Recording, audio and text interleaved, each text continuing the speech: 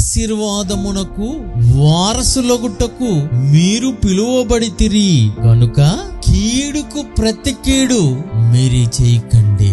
ఎవరో ఒక కీడు చేశారని ప్రతి కీడు చేసే పరిస్థితి మనకు ఉండకూడదట. పగలు, పంతాలు, ప్రతీకారాలు, ప్రతి కీడులు మీకెందుకు? మీరు అవసరమైతే దీవించండి. ఈ రోజు క్రైస్తవులంతా ఈ విధంగా బ్రతకాలి. బయటంతా కీడుకు ప్రతి కీడు, దూషణకు ప్రతి దూషణ. బాగలేదండి పరిస్థితి, బయట పరిస్థితి బాగలేదు. మరి క్రైస్తవులు కూడా అలాగే తయారవుతే ఎలా? ఒక మాట అంటే నేను ఊరుకోను, నేను 2 మాటలు అంటాను. ఎవరైనా మనల్ని దూషించారనుకోండి, ఎవరైనా మిమ్మల్ని దూషిస్తే ప్రతి దూషణ చెయ్యకు క్రైస్తవుడా, క్రైస్తవురాలా. ఏం చేయమంటున్నాడు? దీవించు. గట్టిగా ఎవరైనా తిట్టేస్తున్నారనుకోండి, గాడ్ బ్లెస్ యు అని ఒకసారి ఒక్క మాటను మరో మాట నిన్ను అండండి. ఇది క్రైస్తవులకు నేర్పించిందండి.